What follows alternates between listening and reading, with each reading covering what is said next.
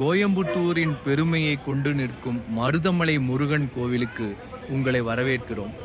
மேற்கு தொடர்ச்சி மலைகளின் எழுச்சியான செங்குத்து பாறைகளில் கோயம்புத்தூரின் மையத்திலிருந்து சுமார் 15 கிலோமீட்டர் தொலைவில் கடல் மட்டத்திலிருந்து 600 அடி உயரத்தில் பக்தர்களின் விசுவாசத்தை தாங்கி நிற்கும் இந்த புனித மலை.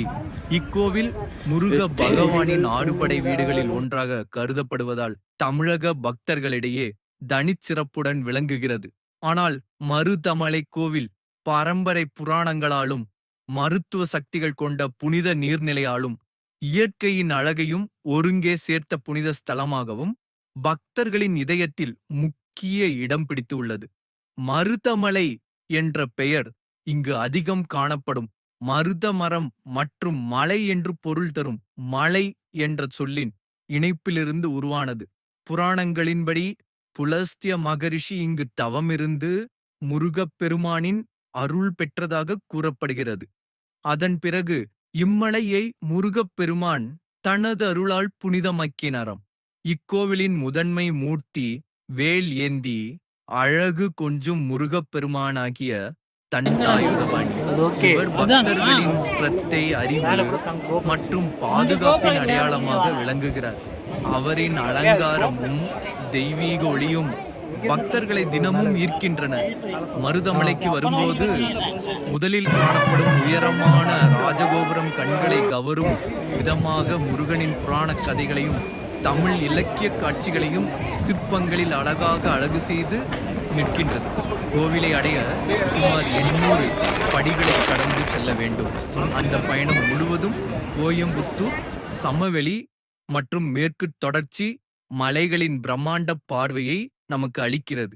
படிகள் ஏற இயலாதவர்களுக்கு மலை உச்சிக்கு செல்ல சாலை வழியும் உள்ளது.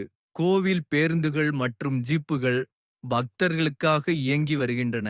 மருதமலையின் மற்றொரு முக்கிய இடம் பாம்பாட்டி சித்தர் குகை.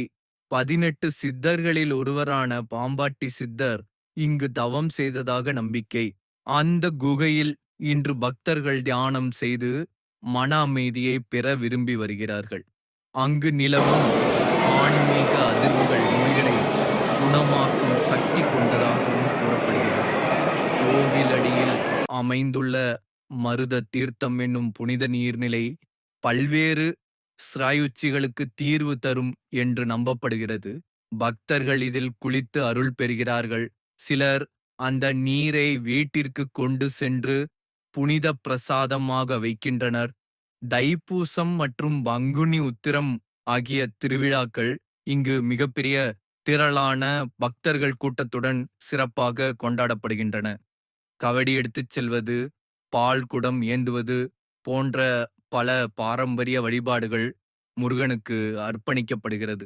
மலை முழுவதும் தெய்வீக கீதங்களும் பறை இசை நாட்டிய குழுக்கள் என ஆன்மீக மகிழ்ச்சியுடன் முழங்கி நிற்கும்.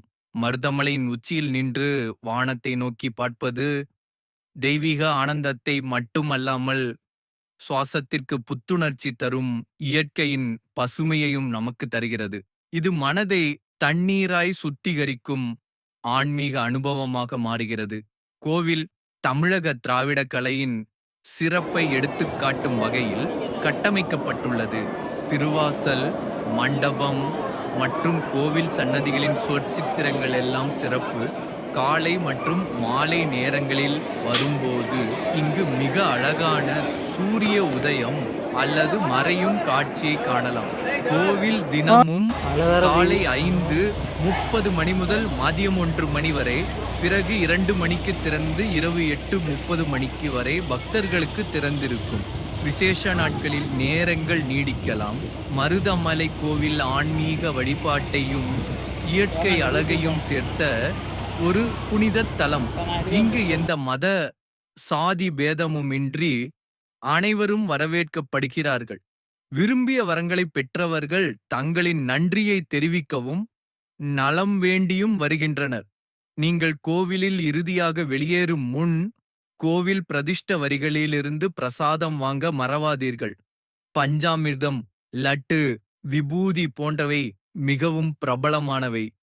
கோவிலுக்குள்ள அணிவகுப்பில் மிதமான உடை அணியவும், சன்னதியில் அமைதியாக இருக்கவும், தோல் பொருட்களை எடுத்துச் செல்ல வேண்டாம் என்றும் கவனிக்கவும். முக்கிய சன்னதிகளில் புகைப்படம் எடுத்தல் அனுமதிக்கப்படாது.